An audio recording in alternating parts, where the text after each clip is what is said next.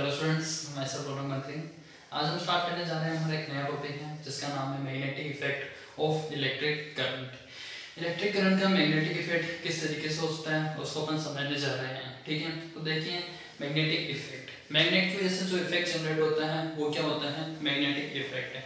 अब magnet electric current जब flow हो रही है तो मैग्नेट कहाँ से काम आ रही है ये अपन को समझने की जरूरत है। जैसे क्या होता है, किसी भी वायर में अगर इलेक्ट्रिसिटी फ्लो हो रही है ना तो उसके चारों तरफ एक मैग्नेटिक फील्ड जरूर क्रिएट होता ही होता है।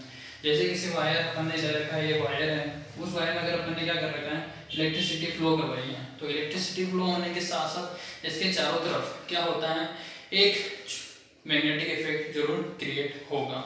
ठीक है, तो देखिए अपन देखते हैं magnetic effect of current. Current का मैग्नेटिक इफेक्ट क्या होता है, इसको किसने बताया उसके बारे में अपन डिस्कस करने जा रहे हैं। सबसे पहले अपने हैंस क्रिश्चियन ओर्स्टेड, ये साइंटिस्ट है जिन्होंने क्या करा, अपने एक एक्सपेरिमेंट किया, उसके थ्रू इन्होंने बताया कि भाई जो मैग्नेटिक इफेक्ट होता है इलेक्ट्रिक करंट में किस तरीके से काम करता है। उस एक्सपेरिमेंट को बस समझते हैं। सबसे पहले एक्सपेरिमेंट में इन्होंने क्या किया, इन्होंने क्या करा, सबसे पहले एक सर्किट लिया। उस सर्किट में क्या है, बैटरी की और जो अपने RH और यानी कि P अपने पास रेजिस्टेंस ले रखा है, और जिससे क्या मतलब सर्किट को बनाने के लिए जो जो चीजें रिक्वायर होती है उन्होंने सारी काम में ली। एक सर्किट काम में लिया, उस सर्किट के साथ में क्या करी है, एक कंपास को लिया है। वो कंपास क्या करेगा कि भाई इसके अंदर मैग्नेटिक इफेक्ट क्रिएट हो रहा है या नहीं हो रहा है उसको शो कराएगा। ठीक है, सबसे पहले क्या करा, जब अपने पास सर्किट है उसके पास में क्या करा अपन ने, मैग्नेटिक जो कंपास है उसको ला करके रख दिया है।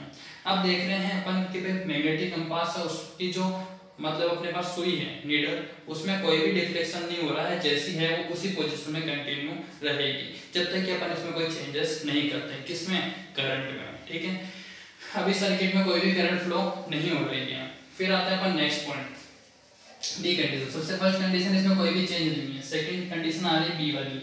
बी कंडीशन में देखिए ध्यान से, बी कंडीशन में क्या है अपने पास कि भाई अपन ने क्या करा, करंट फ्लो करा, यहाँ पे जो की होती है उसको लगाया और इसमें क्या हुआ, करंट फ्लो होना स्टार्ट हो गई। सर्किट में करंट फ्लो होना स्टार्ट हुई। जैसे ही सर्किट में करंट फ्लो होना शुरू होती है, अपने पास जो सुई है यानी कि मैग्नेटिक कंपास की जो नीडल है वो क्या होती है, अपने जिस डायरेक्शन में नॉर्मल पोजीशन में थी उससे क्या होती है, थोड़ी सी घूम करके उसकी डायरेक्शन को चेंज कर लेती हैं। तो डायरेक्शन चेंज होने की वजह से क्या हुआ कि आपको यहाँ पे ये पता चल गया, जैसे ही अपन ने करंट स्टार्ट करी किसी सर्किट में, उसमें क्या हुआ, मैग्नेटिक इफेक्ट जनरेट हुआ और हैंड टू हैंड जो इसमें नीडल थी उसकी डायरेक्शन चेंज हो गई। ठीक है, फिर इसके बाद नेक्स्ट कंडीशन आती है कि सी वाली। इसमें क्या हुआ कि अपन ने नेक्स्ट कंडीशन में क्या करा उन्होंने कि भाई जो करंट फ्लो हो रही थी उसकी डायरेक्शन चेंज कर दी। बैटरी के पॉजिटिव टर्मिनल से को नेगेटिव वाले में वायर में जोड़ दिया, नेगेटिव को पॉजिटिव वायर में।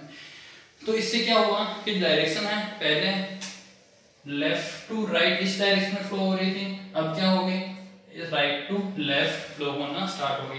पहले इस तरीके से थी, अब इस तरीके से फ्लो हो रही है। ठीक है, देखिए पहले ऊपर की तरफ और पहले नीचे की तरफ थी, अब ऊपर की तरफ फ्लो हो रही है। तो अब क्या होगा, जो डिफ्लेक्शन पहले नीचे की साइड से जा रहा था नीडल का, मैग्नेटिक नीडल का कंपास के अंदर, वो क्या है पहले नीचे की तरफ शो हो रहा था, अब क्या होगा वो ऊपर की तरफ शो होना स्टार्ट हो जाएगा। तो मतलब क्या है इसमें कि भाई जो मैग्नेटिक नीडल है वो मैग्नेटिक इफेक्ट उसमें क्या हो रही है, शो करा रही है। और क्यों करा रही है, क्योंकि जैसे इसमें करंट की डायरेक्शन चेंज हो रही है उसी के अकॉर्डिंग इसमें क्या होता है, मैग्नेटिक इफेक्ट की डायरेक्शन भी बदलती जाती है। तो देखिए first condition, when there is no flow of any current, जब इसमें किसी भी प्रकार का करंट फ्लो नहीं हो रहा था, इन द कंडक्टर, जो कंडक्टर वायर है, no magnetic effect is produced, किसी भी प्रकार का मैग्नेटिक इफेक्ट प्रोड्यूस नहीं हुआ। As a result compass needle does not deflect, और रिजल्ट के दौरान कंपास जो नीडल है वो डिफ्लेक्ट नहीं होती, अपनी पोजीशन से बिल्कुल हिलती भी नहीं है। ठीक है, नेक्स्ट कंडीशन आती है D, when current is passed in the circuit, जब करंट को पास कराया जाता है सर्किट में तो magnetism is produced, magnetism produce किया जाता है। हमारे पास नया वर्ड आया है मैग्नेटिज्म। मैग्नेटिज्म क्या होता है, मैग्नेटिज्म यानी कि मैग्नेटिक इफेक्ट ही होता है। तो जैसे ही इसके अंदर करंट फ्लो होगी, इसमें क्या होता है, मैग्नेटिक इफेक्ट क्रिएट हो जाता है वायर के चारों तरफ and circle. As a result compass needle is deflected, और रिजल्ट के दौरान क्या होती है, कंपास की जो नीडल होती है अपनी डायरेक्शन से मूवमेंट कर जाती है, मतलब थोड़ी सी डिफ्लेक्ट हो जाती है। Next, if the direction of the flow of current is change, अगर अपन क्या करें, इसकी डायरेक्शन को चेंज कर दें टुवर्ड्स अपोजिट, तो मतलब पहले जिस डायरेक्शन में थी उसके अपोजिट डायरेक्शन में करंट की डायरेक्शन चेंज कर दें, तो फिर क्या होता है, डिफ्लेक्शन होता है कंपास की नीडल का, वो भी क्या होता है, अपोजिट डायरेक्शन में हो जाता है, बदल जाता है। ठीक है, तो ये थी हमारे बात जो मैग्नेटिक इफेक्ट ऑफ करंट की।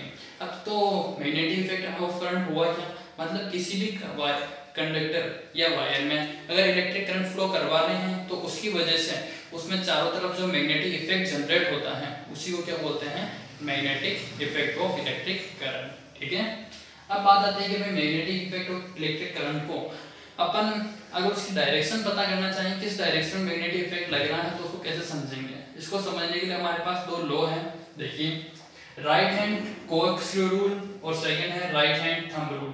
राइट हैंड कोर्कस्क्रू रूल, इसको देखते हैं सबसे पहले। हाँ, इस लॉ के अकॉर्डिंग क्या होता है, जैसे पे क्या है, अपने पास कोई स्क्रू है, देखिए, अकॉर्डिंग टू दिस लॉ, इस लॉ के अनुसार if a right handed screw is rotated, अगर अपने पास सीधे हाथ में कोई स्क्रू है उसको अपन क्या कर रहे हैं, रोटेट करा करके घुमा रहे हैं इस डायरेक्शन में, इससे क्या हो रहा है, वो स्क्रू कसना होता है ना, स्क्रू को उस डायरेक्शन से क्या कर रहे हैं अपन, तो कसने की कोशिश कर रहे हैं, तो जो वो ऊपर की तरफ कसने आएगा वो तो क्या हो जाएगा, उसकी करंट की डायरेक्शन, और जिस डायरेक्शन में अपन इसको घुमा करके कसने की कोशिश करेंगे वो हो जाएगी इसकी मैग्नेटिक इफेक्ट। ठीक है ना, उसकी डायरेक्शन। देखिए, according to this law if a right handed screw is rotated in such a way, अगर राइट हैंडेड स्क्रू को रोटेट किया जाता है कुछ इस तरीके से, that tip of the screw is towards the direction of the electric current, जो उसका ऊपर वाला सिरा है वो डायरेक्शन यानी कि करंट की डायरेक्शन में मूव हो रहा हो, the direction of the rotation screw will represent the direction of magnetic field, तो डायरेक्शन जिस तरीके से रोटेट हो रहा है वो रोटेट होने की जो उसकी डायरेक्शन है वो रिप्रेजेंट कर रही है उसमें कि भाई किस तरीके का मैग्नेटिक इफेक्ट किस डायरेक्शन में जनरेट हो रहा है। ठीक है, तो ये हुई बात हमारे राइट हैंड कोर्कस्क्रू लॉ की।